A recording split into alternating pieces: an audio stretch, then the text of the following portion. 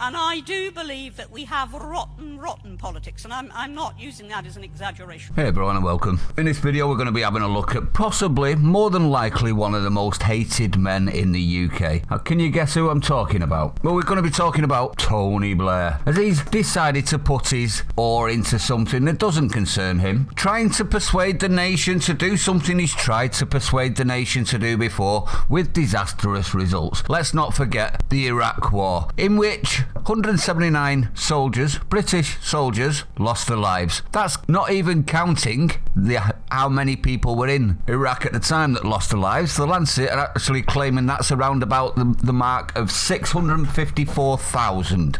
Now this was on the back, as we all know, of this absolute fraggle liar telling the nation and the West, along with Bush, that Saddam had weapons of mass destruction. Now granted, it wasn't all just their fault. A lot of it was because the UN inspectors that were trying to force their way in got kicked out, and our intelligence services giving bogus, if not completely fabricated, in my honest opinion, information to both of them. They jumped on it straight away and caused untold damage. That's excluding as well, everyone. Let's not forget, Tony Blair was in charge when we went to Afghanistan. And we went into Afghanistan, as you all know, to defeat the Taliban and Al-Qaeda. 20 years later, and we hand it straight back to them. So this man is an absolute buffoon. Well, he's coming out now and says that we shouldn't rule out military action against the biggest nuclear superpower in the world. We shouldn't rule it out. Oh, no, we should threaten with it. Absolute ridiculous, this.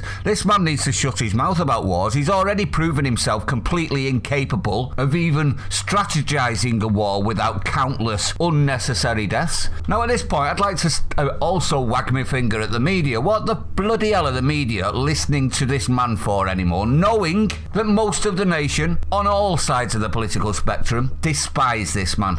Now, we all know what military action against Russia would look like. It would look like lots of mushrooms and people like me, you, and your families being ones that are all cannon fodder for mouths like this. Now, at this point, I would actually advocate for drafting everyone that's mentioned the fact that we should be using military force against a nuclear superpower. Do these people not understand the term mutually assured destruction? Because it doesn't seem to, does it, everyone? It's not rocket science to know that if two superpowers with nukes go to war, everybody suffers. Apart from these people like Tony Blair, I bet he'd be lovely and toasty in his little bunker until he realised that they've just decimated the world. But at least his globalist plans will be fulfilled. There'll be no one else left to oppose him. Proper Bond villain as far as I'm concerned, Tony Blair. But I'd like to know your opinion. Let me know what you think, everyone. Absolutely ridiculous that we're still listening to this man, to be honest. Absolutely ridiculous. He's not in jail for all of the military deaths, at the very least, that were fabricated by him and Bush and the